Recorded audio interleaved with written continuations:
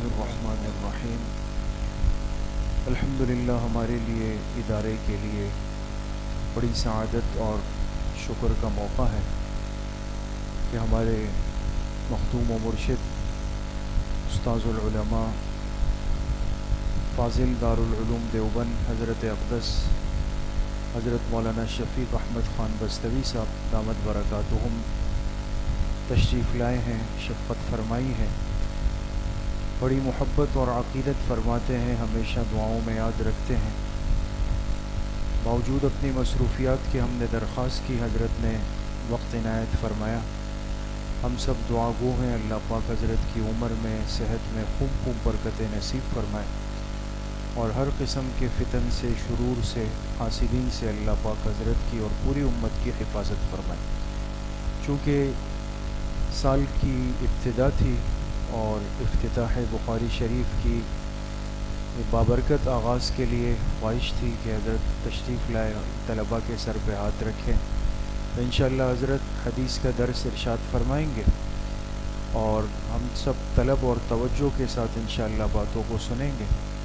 مختصر سی تلاوت اور نعت کے چند اشعار کے بعد انشاءاللہ حضرت کا درس شروع ہو۔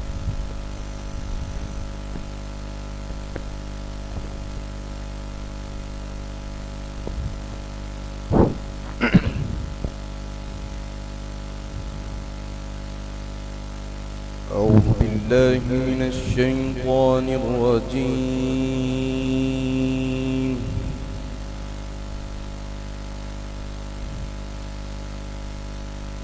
بسم الله الرحمن الرحيم،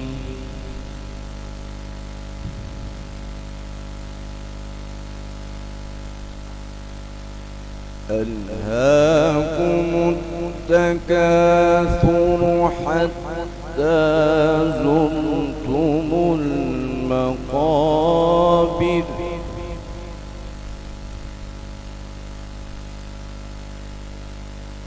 كلا سوف تعلمون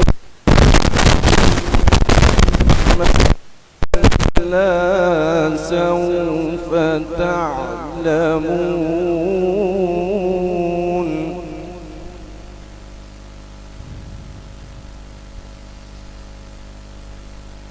كلا لو تعلمون علم اليقين لترون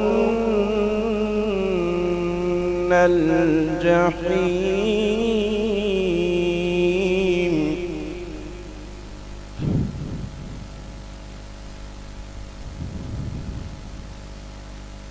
ثم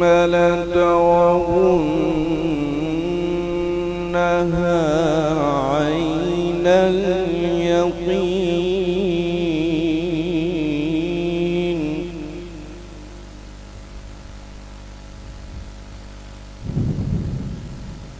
ثم لتسألن يومئذ عن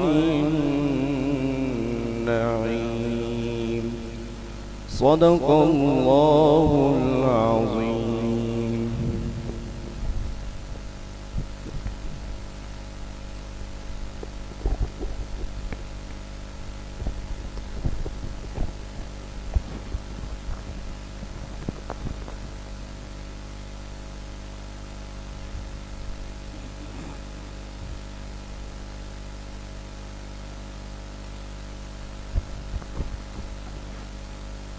رخ پر نور پہ کچھ اور بھی انوار آئے، دیکھے قرآن جو ہیرا سے میرے سرکار آئے۔ رخ پر نور پہ کچھ اور بھی انوار آئے، دیکھے قرآن جو ہیرا سے میرے سرکار آئے۔ جب میلی تجھ سے نظر رکھ دیا سر قدموں میں، جب میلی تجھ سے نظر رکھ دیا سر قدموں میں، تیرا سر لینے کو جو لے کے تھے تلوار آئے، لے کے قرآن جو ہیرا سے میرے سرکار آئے۔ گفتگو میٹھی حیا آنکھوں میں روشن چہرہ، گفتگو میٹھی حیا آنکھوں میں روشن چہرہ، جو بھی ایک بار ملے تجھ سے وہ دل ہارا ہے، لے کے قرآن جو ہیرا سے میرے سرکار آئے۔ میں تو کہتا ہوں ابو بکر کی معراج تھی وہ، میں تو کہتا ہوں ابو بکر کی معراج تھی وہ، دوش پر لے کے انہیں جب وہ سر غار آئے، لے کے قرآن جو ہیرا سے میرے سرکار آئے۔ اے علی سویا تو بستر پہ نبی کے جس رات، اے علی سویا تو بستر پہ نبی کے جس رات، چومنے تیرے قدم طالع بیدار آئے، لے کے قرآن جو ہیرا سے میرے سرکار آئے۔ اے امی ان کا کرم ہے کہ دل ان کا ہی رہا، اے امی ان کا کرم ہے کہ دل ان کا ہی رہا، ورنہ دل لینے کو کتنے ہی خریدار آئے، لے کے قرآن جو ہیرا سے میرے سرکار آئے۔ رخ پر نور پہ کچھ اور بھی انوار آئے، لے کے قرآن جو ہیرا سے میرے سرکار آئے۔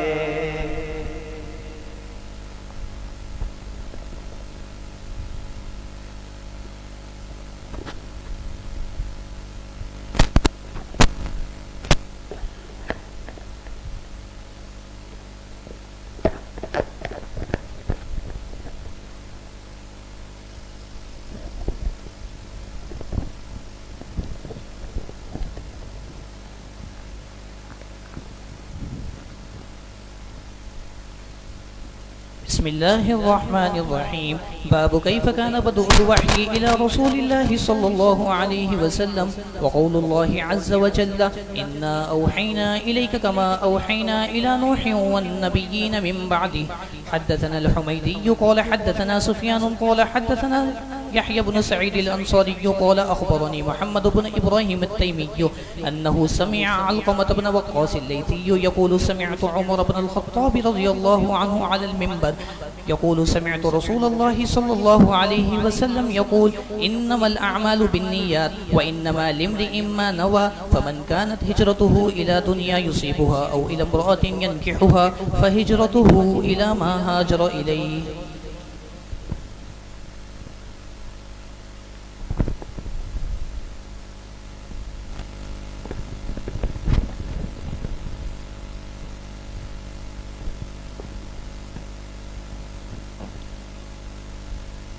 بسم اللہ الرحمن الرحیم، نحمده ونصلی علی رسوله الکریم، اما بعد۔ قال اللہ تبارک وتعالی واما بنعمت ربک فحدث۔ میرے قابل احترام حضرات، علماء کرام، عزیز طلباء کرام، آپ حضرات کے ساتھ آج یہ نشست فقیر کے لیے روحانی طمأنینت اور قلبی طور پر خوشی کا باعث ہے کہ آپ حضرات کو رب العالمین نے حدیث پاک پڑھنے اور خصوصاً الجامع الصحیح للامام البخاری کے پڑھنے کا موقع اس پاکیزہ ماحول میں عطا فرمایا ہے۔ اس پر بجا طور پر اللہ تعالیٰ کا شکر ادا کرنا چاہیے۔ آج کی فقیر کی گفتگو کے دو پہلو ہیں. ایک پہلو پر تو پیش قدمی ہمارے عزیز نے عبارت خوانی کے ذریعے سے کر دی ہے، اور دوسرا پہلو وہ ہے جو اسی سے متعلق اور وابستہ پہلو ہے، جو بحیثیت آداب کے اور شرائط کے آپ کے سامنے فقیر عرض کرنا چاہے گا. حضرت امام بخاری علیہ الرحمہ کی اس کتاب کا آغاز تو انہی عبارتوں سے ہے جس کو عزیز طالب علم نے پڑھا ہے، لیکن شرف اور برکت کے طور پر حضرت امام بخاری علیہ الرحمہ تک جو سلسلہ سند ہے اس کو بھی ہمارے اکابر کا ایک طریق رہا ہے کہ وہ سبق کے شروع میں اور جب بخاری شریف کا آخری درس ہوتا ہے اس وقت بھی اس کو بیان فرما دیتے ہیں. تو فقیر نے بھی مناسب یہی سمجھا کہ سلسلہ سند کو بیان کر دیا جائے، اور فقیر سے لے کر حضرت امام بخاری علیہ الرحمہ تک سند کے دو حصے ہیں. پہلا حصہ تو وہ ہے جو ہم لوگوں سے لے کر مسند الہند امام شاہ ولی اللہ محدث دہلوی رحمۃ اللہ علیہ تک پہنچتا ہے، اور دوسرا حصہ وہ ہے جو حضرت امام شاہ ولی اللہ محدث دہلوی رحمۃ اللہ علیہ سے لے کر امام بخاری رحمۃ اللہ علیہ تک پہنچتا ہے. پھر امام بخاری علیہ الرحمہ سے لے کر سرکار دو عالم صلی اللہ علیہ وسلم تک جو سلسلہ سند ہے وہ عزیز طالب علم نے ابھی پڑھ کر کے ہمیں سنا دیا. تو اس طریقے سے ہم لوگوں سے لے کر آن حضرت صلی اللہ علیہ وسلم تک سلسلہ سند کے 3 حصے اور 3 مرحلے بنتے ہیں.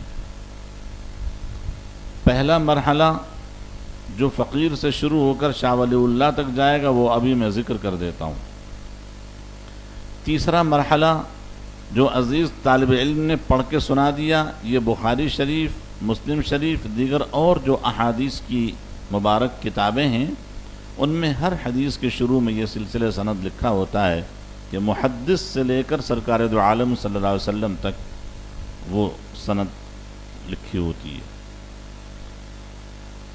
بیچ کا جو سلسلہ ہے جو امام شاہ ولی اللہ سے لے کر کے اور امام بخاری تک جو ہے وہ سلسلہ تھوڑا سا ایسے راویوں پر مشتمل ہے جن کی تعداد زیادہ ہے. وہ یہاں لکھی ہوئی ہے. جو مقدمۃ الکتاب شروع میں ہے، ہمارے سامنے جو نسخہ موجود ہے یہ قدیمی کتب خانے کا نسخہ ہے. اس میں مقدمے کے جو آخری پیراگراف اس میں لکھا ہوا ہے. تو میں اپنا سلسلہ سند پہلے ذکر کر دوں کہ فقیر نے دارالعلوم دیوبند میں بخاری شریف جلد اول اپنے استاد محترم حضرت مولانا نصیر احمد خان صاحب بلند شہری رحمۃ اللہ علیہ سے پڑھی، اور بخاری شریف جلد ثانی اپنے استاد محترم حضرت شیخ مولانا عبدالحق صاحب اعظمی رحمۃ اللہ علیہ سے پڑھی. اور یہ دونوں ہی میرے جو اساتذہ کرام ہیں بخاری شریف کے، ان دونوں نے بخاری شریف پڑھی ہے شیخ الاسلام حضرت مولانا سید حسین احمد مدنی رحمۃ اللہ علیہ سے، اور حضرت مدنی رحمۃ اللہ علیہ نے بخاری شریف پڑھی ہے شیخ الہند حضرت مولانا محمود حسن دیوبندی رحمۃ اللہ علیہ سے، اور حضرت شیخ الہند رحمۃ اللہ علیہ نے بخاری شریف پڑھی ہے قاسم العلوم والخیرات حضرت امام محمد قاسم نانوتوی رحمۃ اللہ علیہ سے، اور حضرت امام نانوتوی رحمۃ اللہ علیہ نے بخاری شریف پڑھی ہے حضرت شاہ عبد الغنی مجددی المحدث الدہلوی رحمۃ اللہ علیہ سے، اور حضرت شاہ عبد الغنی المجددی رحمۃ اللہ علیہ نے بخاری شریف پڑھی ہے حضرت شاہ محمد اسحاق المحدث الدہلوی رحمۃ اللہ علیہ سے، اور حضرت شاہ محمد اسحاق الدہلوی رحمۃ اللہ علیہ نے بخاری شریف پڑھی ہے رئیس المحدثین، امام المحدثین حضرت شاہ عبدالعزیز المحدث الدہلوی رحمۃ اللہ علیہ سے، اور حضرت شاہ عبدالعزیز محدث دہلوی رحمۃ اللہ علیہ نے اپنے والد گرامی مسند الہند حضرت امام شاہ ولی اللہ محدث دہلوی رحمۃ اللہ علیہ سے بخاری شریف پڑھی۔ تو اس طریقے سے فقیر سے لے کر شاہ ولی اللہ تک 8 واسطے بنتے ہیں۔ کتنے واسطے بنتے ہیں؟ 8 واسطے۔ ان 8 واسطوں سے ہم شاہ ولی اللہ تک پہنچتے ہیں۔ شاہ ولی اللہ رحمۃ اللہ علیہ کو مسند الہند کیوں کہا جاتا ہے؟ اس لیے کہ شاہ ولی اللہ رحمۃ اللہ علیہ سے پہلے اس بر صغیر، بلکہ اس کو بر عظیمی کہنا چاہیے، پاک و ہند کے اندر بخاری شریف اور صحاح ستہ کا سلسلہ نہیں تھا، لوگ پہچانتے نہیں تھے ان کتابوں کو۔ دیار حرمین میں حجاز مقدس میں یہ کتابیں پڑھی اور پڑھائی جاتی تھیں، لیکن دیار ہند میں ان کتابوں کا رواج نہیں تھا۔ مدارس تھے، علماء یہاں بنتے تھے، طلبہ یہاں آ کے علم حدیث پڑھتے تھے، لیکن اس زمانے تک جو منتہی کتابیں ہوتی تھیں جن کو پڑھ کر عالم فاضل لوگ بن جاتے تھے، وہ 2 کتابیں تھیں، ایک مشکات المصابیح، دوسرے مشارق الانوار، دونوں میم سے، مشکات المصابیح اور مشارق الانوار۔ اب مشارق الانوار ہماری نظروں سے اوجھل ہو گئی، نہ ہمارے نصاب میں ہے نہ ہماری الماری میں، حالانکہ ہونا چاہیے۔ دیکھیے بات سے بات نکل لی، میں گفتگو لمبی نہیں کرنا چاہتا ہوں، مختصر کرنا چاہتا ہوں۔ ہم لوگوں کو اس طرف توجہ کرنی چاہیے کہ وہ کتابیں علم حدیث کی جو احناف محدثین کی لکھی ہوئی ہیں، ان کو ذرا ہم عظمت کی نگاہ سے دیکھیں، ان کو قدر کی نگاہ سے دیکھیں، ان کو فوکس کریں کہ احناف میں بھی محدثین گزرے ہیں، ورنہ آج تو دنیا کے اندر ایک ایسی سوچ پھیلائی جا رہی ہے نوجوانوں میں کہ احناف کے پلے کچھ ہے ہی نہیں۔ احناف میں محدثین کہاں سے پیدا ہو گئے؟ یہ بڑی پریشان کن بات۔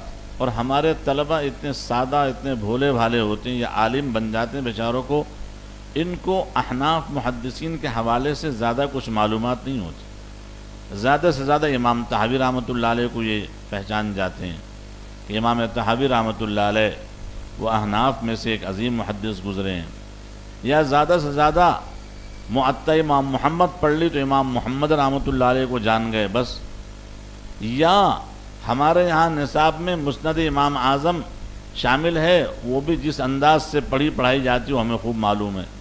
یہ 2-3 کتابیں ہیں جن کو طلبہ سرسری طور پر گزار لیتے ہیں اور سمجھتے ہیں کہ بس احناف محدثین یہی ہیں، بس اس کے علاوہ نہیں۔ جبکہ میں آپ سے عرض کروں کہ اللہ کا شکر ہے، جب ہم علماء کی تاریخ کو پڑھتے ہیں اور تدوین حدیث کی تاریخ کو پڑھتے ہیں، تب پتہ چلتا ہے کہ احناف نے کتنا بڑا کام کیا ہے۔ احناف علم حدیث کے اندر بھی اللہ کا شکر ہے سرخیل کی حیثیت رکھتے ہیں، اور اس میں ہمیں کسی درجے میں باک نہیں ہے، ہمیں کوئی تردد نہیں ہے، کسی قسم کا شک نہیں ہے، اور ہمیں احساس کمتری میں مبتلا ہونے کی قطعاً ضرورت نہیں ہے۔ احناف نے امت اسلام پر تدوین حدیث کے باب میں بھی سب سے پہلے احسان کیا ہے، سب سے پہلے محسن علم حدیث کی تدوین میں وہ احناف ہیں۔ لیکن تاریخ کا دھارا بدل جاتا ہے، اور تاریخ نویسی ایسے قلمکاروں کے ہاتھ میں آ جاتی ہے جو خائن ہیں۔ دیکھیں میری بات کہیں سے کہیں جا رہی ہے، ان خائنوں کی تاریخ ہم پڑھ کے سمجھتے ہیں احناف کا کوئی حصہ ہی نہیں ہے۔ ایسا نہیں میرے عزیزو۔ مشارق الانوار کا نام میں نے لیا اس لیے، یہ علامہ سغانی رحمۃ اللہ علیہ کی کتاب ہے، اور حیران کن بات میرے لیے اور آپ کے لیے ہونی چاہیے، علامہ سغانی کہیں دور کے نہیں، ہمارے دیار کے ہیں، لاہور کے رہنے والے ہیں، ہم پہچانتے نہیں۔ کہ اس لاہور کی سرزمین پہ بھی کوئی ایسا حنفی محدث گزرا ہے جس کی کتابیں صدیوں تک پڑھائی جاتی رہی ہیں. اور علامہ صغانی کی کتابیں صرف حدیث میں نہیں اور کئی فنون کے اندر بھی ہیں. تو مشارق الانوار وہ کتاب ہے جس کتاب کو پڑھ کر بر صغیر کے طلبہ عالم فاضل ہو جاتے تھے، اس کے بعد پھر وہ اپنے کام میں لگ جاتے تھے. تو دیکھیے بات کہیں سے کہیں نکل گئی. مشارق الانوار اور مشکات المصابیح یہ دو عظیم کتابیں تھیں. مشکات کے بارے میں آپ جانتے ہیں، خطیب تبریزی ہوں یا علامہ فرہ بغوی ہوں، دونوں کے دونوں شافعی ہیں، ہمیں کوئی حرج نہیں. لیکن مشارق الانوار نگاہوں سے اوجھل ہو گئی، اور علماء ماشاءاللہ کام کر رہے ہیں. آج کا دور جب سے یہ ڈیجیٹل سسٹم آیا ہے اور سوشل میڈیا کا سلسلہ آیا ہے اور انٹرنیٹ نے اور اس کے بعد اے آئی نے جو ایک زبردست قسم کا انقلاب فکری دنیا میں برپا کیا ہے، تو لوگ کام بھی بہت کر رہے ہیں. اس کے باوجود ابھی تک یہ چشمہ لگانے کی ضرورت کیوں پڑ رہی ہے احناف کی خدمات کو ڈھونڈنے کے لیے؟ مشارق الانوار کو دیکھا جائے.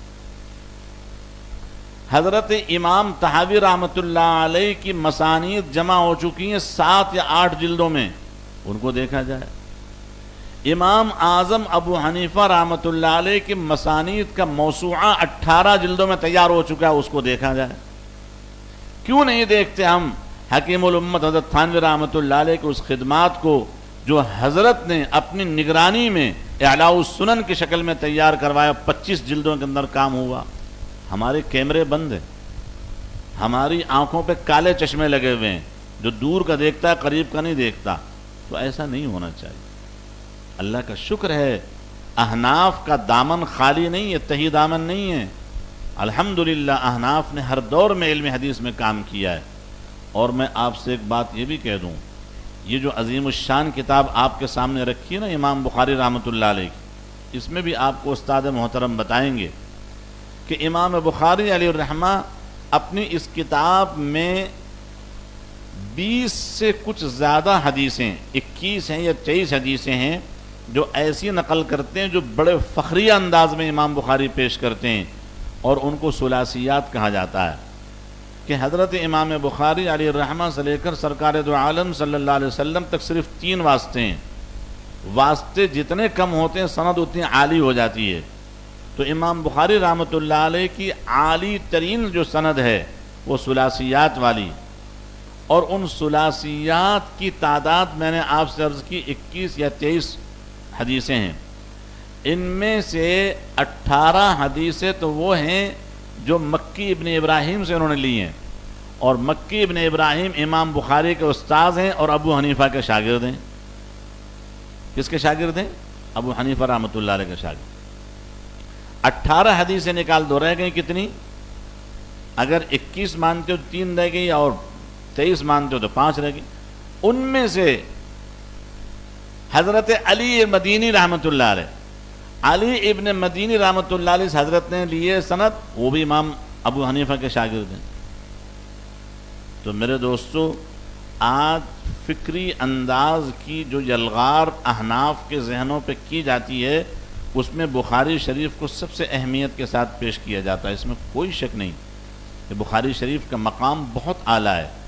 اتنا اعلیٰ ہے کہ لوگوں نے یہاں تک کہہ دیا کہ آسمان کے نیچے و زمین کے اوپر قرآن کریم کے بعد جو سب سے زیادہ عظمت والی کتاب ہے وہ یہ ہے الجامع الصحیح. ہمیں اس پہ کوئی اشکال نہیں. لیکن اس بخاری شریف کے لکھنے والے عظیم الشان محدث حضرت امام محمد ابن اسماعیل رحمۃ اللہ علیہ کے پاس جو قابل رشک اور قابل فخر سند ہیں وہ بھی احناف سے حاصل ہیں. بس یہ میں بتاؤں، آپ کبھی احساس کمتری میں نہ جانا. احناف کا اتنا اونچا مقام ہے. جو لوگ امام بخاری کا نام لے کر کے ہمارے ذہنوں پر اوسان پر ایک روب طاری کرنا چاہتے ہیں، ان کے سامنے مروب ہونے کی ضرورت نہیں ہے. بات سمجھ میں آ گیا آپ کو؟ تو اللہ کا شکر ہے احناف تہی دامن نہ پہلے رہے نہ آج ہیں. میں یہ کہنے جا رہا تھا کہ اس بخاری شریف کی شروحات اللہ کے حکم سے مختلف زبانوں میں، عربی میں، اردو میں اور دیگر مختلف دنیا کی زبانوں میں لکھی گئی شروحات. تو ان شروحات کے لکھنے والوں میں بڑی تعداد میں احناف موجود ہیں۔ ایک شہر ہے دمشق جس میں ابن حجر عسقلانی جیسا جبل علم موجود ہے، اور اسی شہر میں اسی وقت میں علامہ عینی موجود ہے۔ علامہ عینی حنفی، ابن حجر اگر شافعی ہے تو دوسرا شارح کون ہے؟ اسی وقت میں اسی شہر میں بدر الدین عینی رحمۃ اللہ علیہ موجود۔ تو کہنے کا مقصد یہ ہے اللہ تعالیٰ نے احناف سے بہت کام لیا۔ بخاری شریف کی شروحات میں بڑی تعداد میں شارحین ایسے ہیں جو احناف۔ تو میرے عزیزو، آپ اپنا حوصلہ بلند رکھیں، آپ یہ نہ سمجھیں کہ آپ صرف ایسے مسلک سے تعلق رکھتے جس میں صرف فقہ اور رائے اور اصحاب الرائے کا سلسلہ، ایسا نہیں۔ آپ بھی الحمدللہ علم حدیث کا نور رکھنے والے طبقے سے تعلق رکھتے ہیں۔ اور پھر بات ہماری کہیں اور نہ چلی جائے، میں مختصراً عرض کر دیتا ہوں کہ حضرت امام بخاری رحمۃ اللہ علیہ کی جو عظیم الشان کتاب ہے، اس کتاب کے شروع کرنے کے موقع پر جو میں نے اپنے رحمۃ اللہ علیہ نے اپنے عمل سے ہمیں درس دے دیا ہے کہ اگر ہم غسل نہیں کر سکتے تو باوضو تو رہ سکتے ہیں کم سے کم۔ تو اس حدیث شریف کو یا دیگر اور کتابوں کو پڑھنے کے لیے ہم طہارت کا اور صفائی کا اہتمام کیا۔ ہمارے استاد حضرت مولانا شیخ عبدالحق صاحب محدث اعظمی رحمۃ اللہ علیہ بخاری شریف پڑھاتے تھے، وہ ان کا سبق ہوتا تھا عشاء کے بعد، تو ہم لوگ چند طلبہ حضرت کے پاس چلے جاتے تھے اور حضرت کو گھر سے ساتھ حضرت کے ساتھ آ جاتے تھے۔ تو کئی دفعہ ایسا ہوتا تھا کہ ہم پہنچے تو حضرت ابھی مطالعے میں ہوتے تھے، مطالعہ فرما رہے ہوتے تھے، اور جب مطالعہ بند کرتے تھے تو حضرت کے پاس خوشبو رکھی ہوتی تھی، وہ خوشبو خود بھی لگاتے تھے، ہم جتنے طلبہ ہوتے تھے 3-4 سب کو خوشبو لگا دیتے تھے، اور اس کے بعد پھر کہتے تھے بھائی چلو۔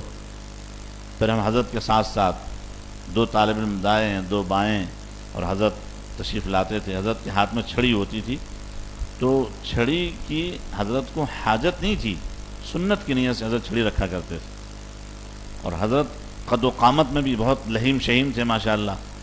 تو حضرت بخاری شریف پڑھانے کے لیے جب آتے خوشبو کا اہتمام، وضو اور خوشبو کا اہتمام کرتے تھے، اور پھر تشریف لاتے تھے عشاء کے بعد۔ وہاں آج بھی بخاری شریف جلد ثانی کا سبق عشاء کے بعد ہی ہوتا ہے۔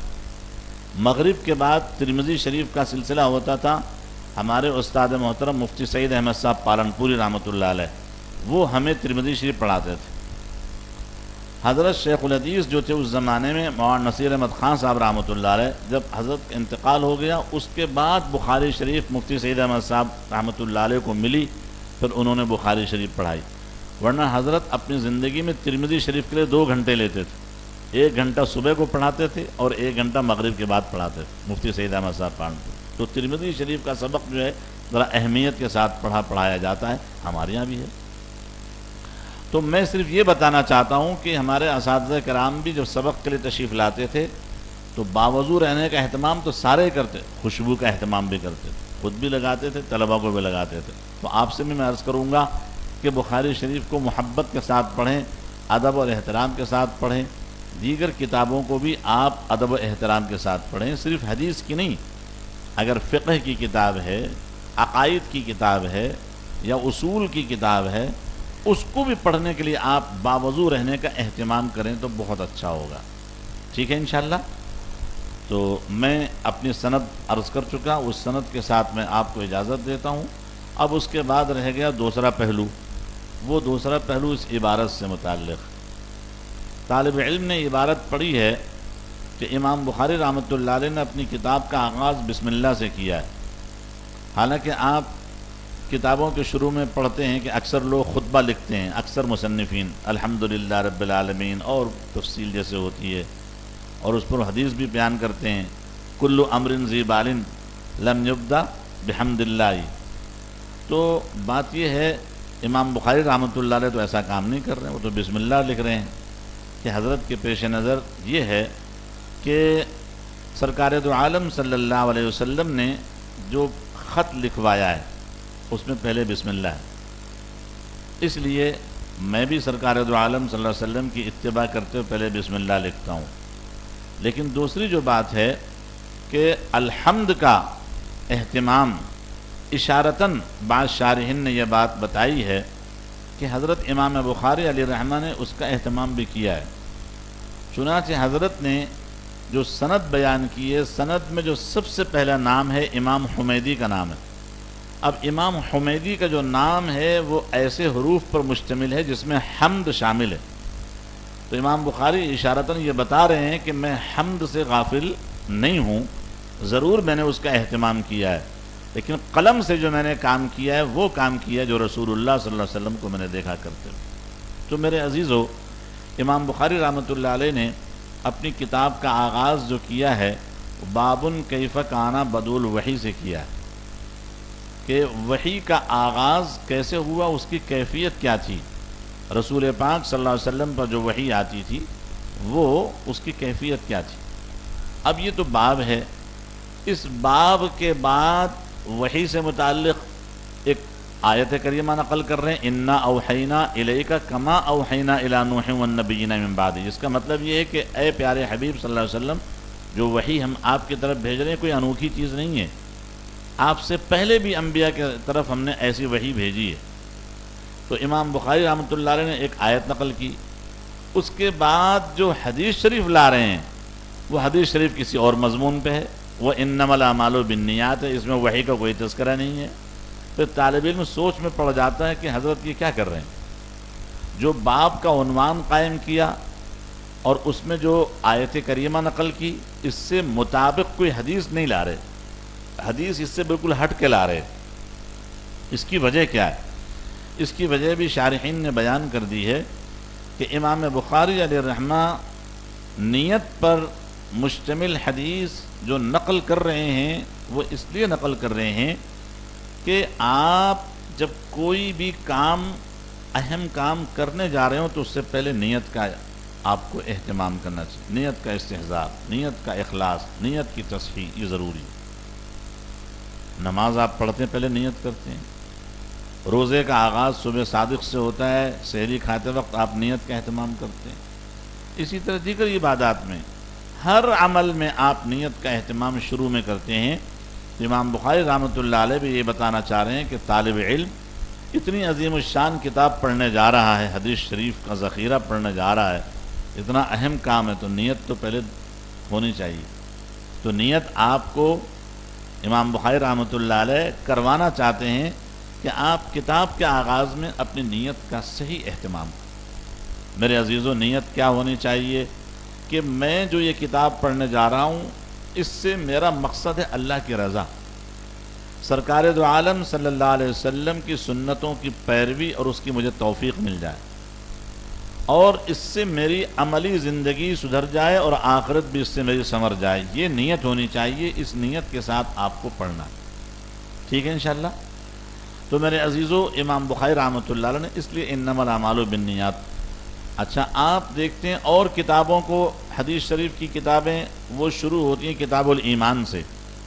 امام بخاری رحمۃ اللہ علیہ نے کتاب الایمان سے کتاب کا آغاز تو کیا ہے، لیکن اس سے پہلے یہ باب لے آئے.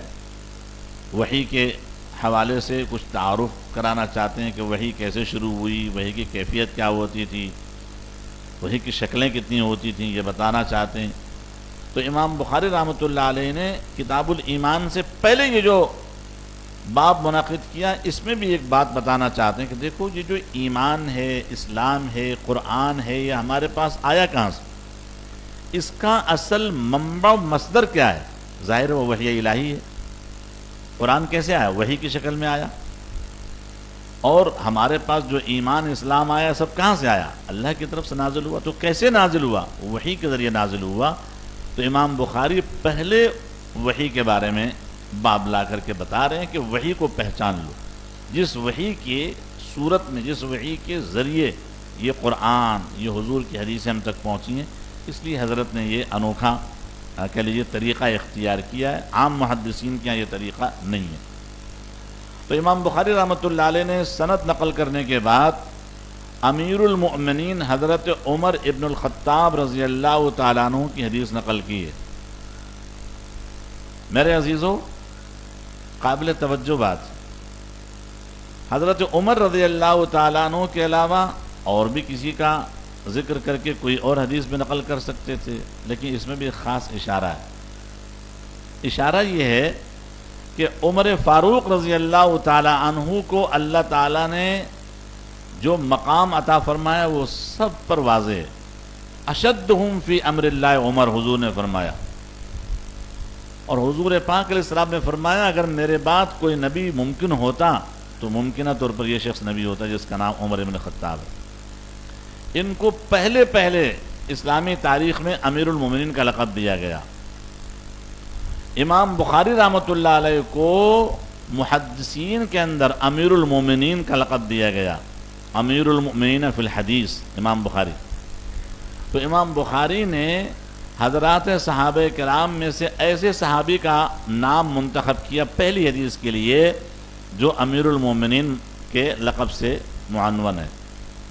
اس کے بعد صحابہ کرام میں جو حدیث شریف پڑھنے اور سیکھنے اور جمع کرنے کا مشغلہ جن صحابہ نے اہتمام کے ساتھ اپنایا، اس میں سب سے نمایاں مقام حضرت ابو ہریرہ رضی اللہ تعالیٰ عنہ کا ہے۔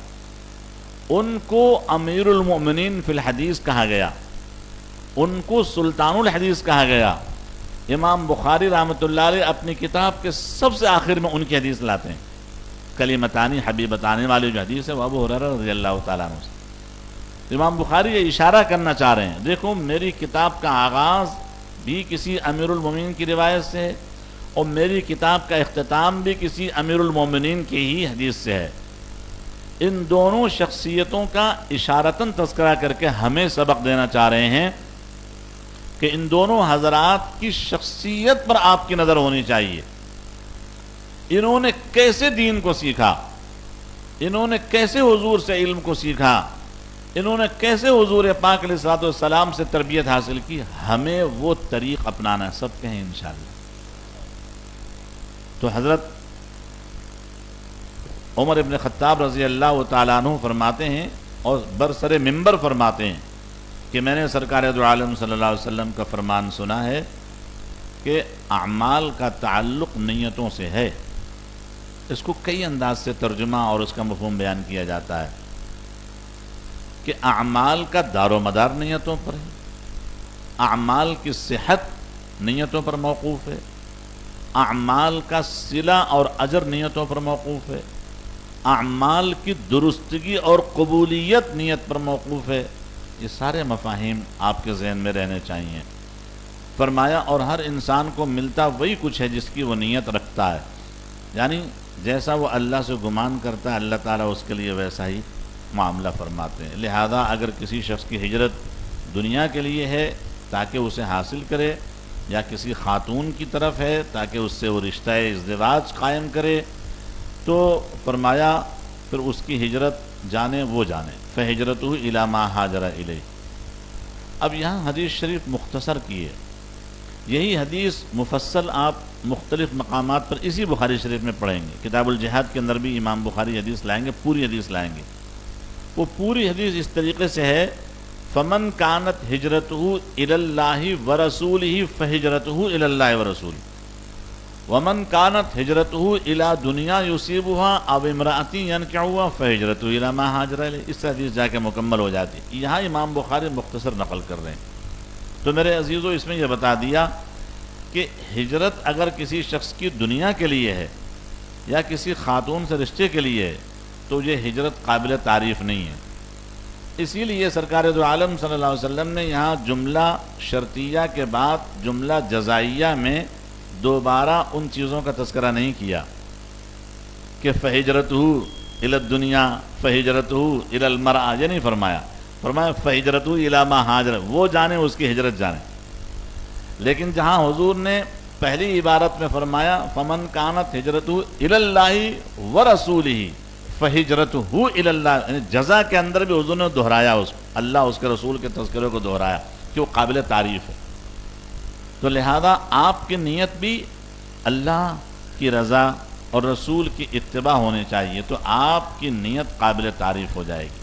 آپ اپنی نیت کو درست کریں، اور میرے عزیزو آپ کے استاد محترم بتائیں گے کہ اس میں یہ خاتون کا تذکرہ کیوں آیا، دنیا کے حصول کا تذکرہ کیوں آیا، وہ بتائیں گے آپ کو تفصیل سے کہ کوئی ایک صحابی ایسے تھے کہ جنہوں نے کسی خاتون سے تعلق کی وجہ سے ہجرت کی تھی، تو ان کو مہاجر ام قیس کہا جانے لگا۔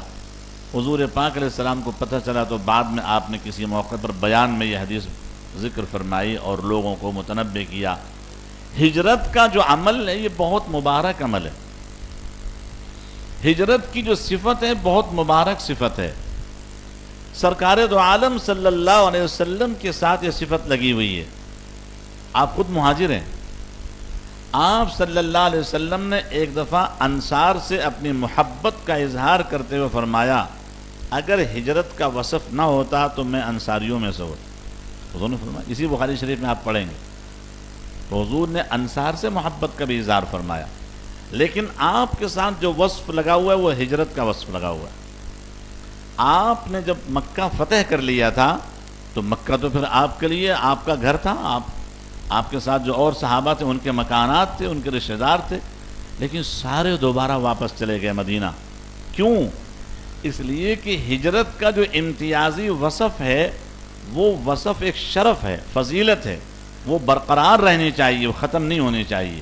اسی لیے صحابہ کرام اور حضور پاک علیہ السلام خود بھی واپس تشریف لے گئے تاکہ ہجرت کا جو وصف ہے، شرف ہے، وہ ہم سے ختم نہ ہو جائے۔ بلکہ ایک صحابی اس موقع پر بیچارے بیمار ہو گئے اور ان کا انتقال مکے میں ہو گیا۔ آپ علیہ السلام نے ان پر بھی افسوس کا اظہار کیا کہ مجھے اپنے اس ساتھی کے انتقال پر افسوس ہے، لیکن اللہ کا امر آ گیا، کیا کریں؟ میری خواہش یہ تھی کہ یہ مکے میں نہ مرتا، اس لیے کہ مکے میں مرنے کی وجہ سے فوت ہونے کی ان کی جو ہجرت کا شرف تھا وہ ختم ہو گیا۔ حضور اس پہ افسوس کر رہے تھے، اس پر افسوس نہیں کہ مکے میں مرنا۔ مکہ بھی تو فضیلت کی جگہ ہے، البلد الامین ہے، اللہ کا شہر ہے، وہاں کی موت بھی فضیلت کا باعث ہے، وہاں ہماری سب سے بڑی ماں خدیجۃ الکبریٰ رضی اللہ تعالیٰ عنہا مدفون ہے۔ تو مقصد یہ نہیں ہے، مقصد وہ تھا کہ ہجرت کا جو شرف ہے وہ شرف ان سے چلا گیا، حضور نے اس پہ افسوس کا اظہار کیا۔ تو یہ ہجرت جو ہے بہت بڑا عمل ہے، بہت بڑا شرف ہے۔ آپ نے پتہ نہیں کتنے کتنے دور کے علاقوں سے سفر کر کے یہاں کا آپ نے قصد کیا، آپ نے ہجرت کی، آپ علم حاصل کرنے کے لیے آئے۔ حضرت امام بخاری علیہ الرحمن نے اپنی پوری زندگی تقریباً ایسی ہجرت میں گزاری، حتیٰ کہ آپ بخارا کے رہنے والے ہیں، آپ کی وفات بھی بخارا میں نہیں ہوئی، ہجرت کے کیفیت میں آپ کی وفات ہوئی ہے، خرتنگ نامی جگہ میں جو سمرقند کے قریب۔ اور حضرت امام بخاری رحمۃ اللہ نے بار بار سفر کیا، سمندری سفر کیا، خشکی کا سفر کیا، 1000 سے زائد اساتذہ سے حضرت نے استفادہ کیا۔ کتنے؟ 1000 سے زائد اساتذہ۔ تو بہرحال میرے عزیزو، اللہ تعالیٰ نے آپ کو یہ موقع عطا فرمایا۔ میں بس آپ سے یہ کہوں گا کہ آپ طلب علم کی مدت میں با ادب رہنے کی کوشش کیجیے۔ با ادب با نصیب ہوتا ہے، اور بے ادب کیا ہوتا ہے؟ بے نصیب ہوتا ہے۔ اساتذہ کا ادب، کتاب کا ادب، درسگاہ کا ادب، یہ 3 چیزیں تو بنیادی ہیں۔ اس کے علاوہ بھی جو اسباب علم ہیں ان کا ادب رکھیں۔ اللہ تبارک و تعالی شانہ آپ کو علم نافع عطا فرمائے، اور علم نافع کے ساتھ ساتھ یہ جو علم ہے یہ اصل میں علوم نبوی، اللہ تعالیٰ آپ کو علوم نبویہ بھی عطا فرمائے، اور ساتھ ساتھ نبی صلی اللہ علیہ وسلم کے علوم کا جو نور ہے جس کو ہم نور نبوی کہتے ہیں وہ بھی اللہ آپ کو عطا فرمائے۔ اور میں آپ کو اجازت حدیث پھر سے ذکر کرتا ہوں کہ آپ کو اجازت دیتا ہوں کہ آپ حدیث شریف اپنے اساتذہ سے خوب اچھی طرح دلچسپی کے ساتھ، رغبت کے ساتھ پڑھیں، سمجھیں، اور قصد کریں، عزم کریں کہ آگے بھی انشاءاللہ اس علم کو آپ پہنچائیں گے، سب کو ہے انشاءاللہ۔ پروردگار عالم ہم سب کو اس عظیم الشان کتاب کے صحیح معنوں میں قدردانی نصیب فرمائے، اس سے صحیح معنوں میں انتفاع نصیب فرمائے، اور ہم سب کو اللہ تعالیٰ اپنے مقبول بندوں میں شامل فرمائے۔ آمین۔ وآخر دعوانا ان الحمدللہ۔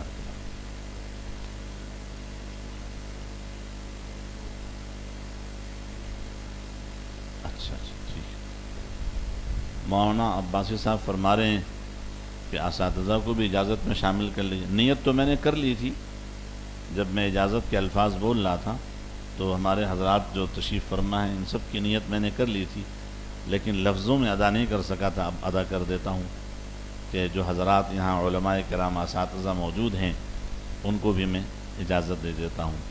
اور مولانا ایک اور فرمائش کر رہے ہیں کہ ایک عالی سند بھی ہے فقیر کے پاس، بلکہ 2 سندیں ہیں، ان کا بھی تذکرہ ہو جائے تو اچھا ہے، تو میں کر دیتا ہوں، کوئی بخل کی ضرورت نہیں ہے۔ میں عموماً اس سند کو بیان کرنے میں بخل سے کام کر لیتا ہوں، لیکن آج آپ نے جو فرمائش کی ہے تو یہ بخل میں نے ختم کر دی۔ یہیں بنوری ٹاؤن میں ہمارے استاد محترم، ان کو میں کہتا ہوں وکیل احناف، محامی الاحناف، حضرت مولانا عبد الرشید نعمانی رحمۃ اللہ علیہ، جو یہاں تخصص فی الحدیث کے اول مشرف وہی رہے، حضرت بنوری رحمۃ اللہ علیہ کی دعوت پہ یہاں تشریف لے آئے تھے۔ جب میں دیوبند سے آیا شروع میں تو میرے ایک دوست یہاں تخصص کر رہے تھے حدیث میں، بنگلہ دیش کے رہنے والے تھے، انہوں نے مجھے بلایا، کہا یار تم ایک کام کرو۔ میں نے کہا کیا؟ کہ حضرت نعمانی مدظ اللہ کے پاس بڑی عالی سند ہے، حضرت سے لے کر شاہ ولی اللہ تک صرف 4 واسطے ہیں۔ میں نے کہا یار مجھے کیوں محروم کر؟ کہنے اسی لیے تو بلا رہا ہوں، تم آؤ ادھر۔ میں جامعہ فاروقیہ میں استاد تھا شروع میں، حضرت مولانا سلیم اللہ خان صاحب رحمۃ اللہ علیہ کی دعوت پر میں یہاں آ گیا تھا۔ میں یہاں آیا تو حضرت مولانا عبد الرشید نعمانی رحمۃ اللہ علیہ تشریف فرما تھے۔ اس زمانے میں اس کو مجلس علمی کہا جاتا تھا۔ تو حضرت کے پاس ہم بیٹھے تو میرے جو دوست مولانا روح الامین صاحب، انہوں نے حضرت سے کہا کہ حضرت یہ ہمارا دوست ہے بستوی، یہ دیوبند سے آیا ہے، اب یہ فاروقیہ میں مدرس لگ گیا ہے، آپ کی جو عالی سند ہے وہ چاہیے۔ حضرت کہنے لگے کوئی بات نہیں۔ حضرت نے کتاب الآثار منگوائی، کہا اس میں سے کچھ پڑھ کے سنا دیجیے۔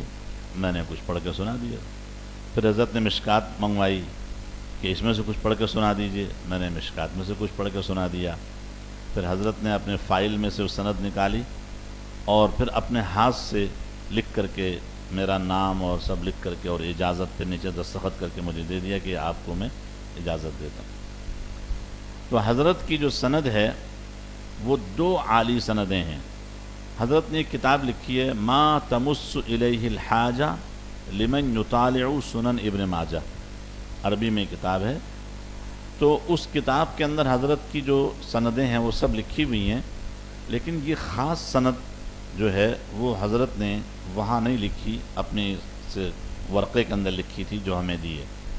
وہ اس طریقے پر ہے کہ حضرت جب لکھنؤ میں تھے تو اس وقت حضرت کے استاد تھے مولانا محمود حسن خان ٹونکی، محمود حسن خان ٹونکی۔ مولانا محمود حسن خان ٹونکی رحمۃ اللہ علیہ یہ حضرت کے استاد ہیں حدیث شریف، اور مولانا محمود حسن خان ٹونکی رحمۃ اللہ علیہ کے استاذ ہیں حضرت مولانا عبد الرحمن پانی پتی رحمۃ اللہ، اور حضرت مولانا عبد الرحمن پانی پتی رحمۃ اللہ علیہ شاگرد ہیں شاہ عبدالعزیز محدث دہلوی رحمۃ اللہ۔ کس کے شاگرد ہیں؟ اور شاہ عبدالعزیز محدث دہلوی رحمۃ اللہ علیہ شاگرد ہیں شاہ ولی اللہ۔ کتنے واسطے ہو گئے؟ 4۔ دوسری سند حضرت کے استاد ہیں حضرت مولانا محمد یاسین بریلوی رحمۃ اللہ، اور حضرت مولانا محمد یاسین بریلوی رحمۃ اللہ علیہ کے استاد ہیں مولانا فضل الرحمن گنج مراد آبادی، مولانا فضل الرحمن، اور حضرت مولانا فضل الرحمن گنج مراد آبادی پھر شاگرد ہیں شاہ عبدالعزیز محدث دہلوی رحمۃ اللہ علیہ، اور وہ شاہ ولی اللہ۔ یہاں بھی کتنے واسطے ہیں؟ 4۔ یہ دونوں سندیں عالی ہیں۔ ان دونوں سندوں کو حضرت نے اس ورقے میں لکھا ہے اور فرمایا کہ اس سند سے مجھے اجازت حاصل ہے، میں آپ کو بھی اجازت دیتا ہوں۔ لیکن حضرت کی سند کے اندر اجازت حدیث میں کتنی کتابیں شامل ہیں یہ سن لیجیے، صرف صحاح ستہ نہیں ہیں، 4 ائمہ کی مسانید ہیں۔ مسند امام اعظم شامل ہے، مسند امام احمد ابن حنبل شامل ہے، مسند شافعی شامل ہے، اور مسند مالک کیا ہے؟ موطا امام مالک. امام مالک کی مسند کیا ہے؟ موطا امام مالک. پھر اس کے بعد موطا امام محمد بھی شامل ہے، شرح معانی الآثار شامل ہے، مشکات المصابیح شامل ہے. کتاب الآثار کا نام سب سے پہلے حضرت نے لکھا ہے، امام محمد کی سب سے پہلے کتاب الآثار کا نام کتاب الآثار شامل ہے، اور جزری کی حسن حسین شامل ہے جی. اور اسی طریقے سے جناب والا اور بھی کچھ کتابیں اس میں ہیں. تو یہ تقریباً 15 سے زیادہ کتابیں ہیں جس کی اجازت حضرت نے ہم کو عطا فرمائی، وہ میں نے ذکر کر دی. آپ حضرات کو بھی میں اس کی اجازت منتقل کرتا ہوں، حضرات اساتذہ اور بخاری شریف کے طلبہ کو بھی.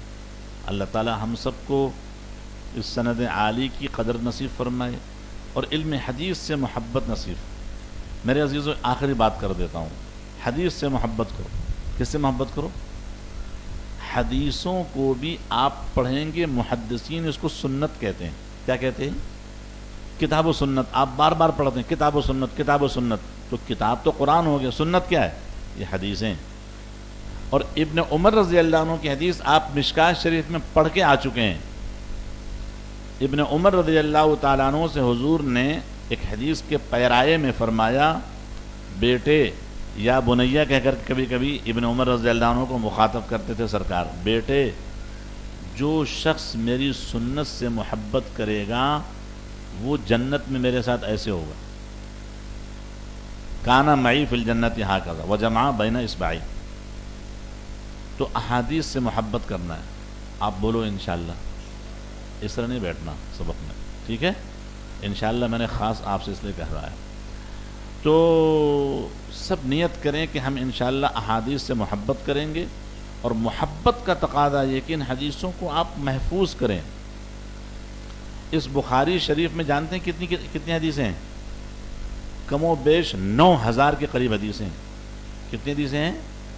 9000 کے قریب حدیثیں ہیں. اس میں تعلیقات بھی شامل ہیں اور تکرار بھی شامل ہیں، مکررات بھی شامل ہیں. تعلیقات اور مکررات کو نکال دیں تو اس میں حدیثوں کی تعداد کم ہے، مشکات میں زیادہ ہے. تو آپ سے میں یہ کہنا چاہ رہا ہوں کہ آپ روزانہ کوشش کریں کہ اپنی ایک ڈائری بنا لیں. اس ڈائری میں روزانہ کوئی نہ کوئی حدیث اپنی پڑھی ہوئی آپ وہاں لکھ لیں، جو آپ کو دل میں لگے کہ مجھے بہت اچھی لگ رہی ہے، میں آسانی سے اس کو حفظ کر سکتا ہوں. آپ راوی کے نام کے ساتھ، اور رواہ البخاری، بخاری ہے تو رواہ البخاری لکھو آخر میں، مسلم شریف کی تو رواہ مسلم لکھو، ابو داؤد کی تو رواہ ابو داؤد لکھو اپنی ڈائری میں محفوظ. جب آپ کا سال ختم ہو تو کم سے کم آپ کے پاس 500 حدیثیں آپ کے ہاتھ کی لکھی بھی ہونی چاہیے سب کو انشاءاللہ. یہ حدیث شریف سے محبت کا ادنا درجہ ہے. میں خامخواہ آپ کو دعوت نہیں دے رہا ہوں، یہ کام میں کر چکا ہوں، یہ کام میں کر چکا ہوں. اب نہیں کر پاتا ہوں، اب کمزوری آ گئی، خالی یاد کر لیتا ہوں، جا کے خطبہ دے دیتا ہوں. میرا جمعے کا خطبہ جو ہوتا ہے وہ متون حدیث پر ہوتا ہے. میں متون نقل کر لیتا ہوں، لکھ لیتا ہوں اور اس کو یاد کرتا ہوں. اسی پر میرا پہلے اردو میں بیان ہوتا ہے، اس کے بعد عربی خطبے میں وہی حدیثیں ہوتی ہیں بس. ٹھیک ہے میرے عزیزوں؟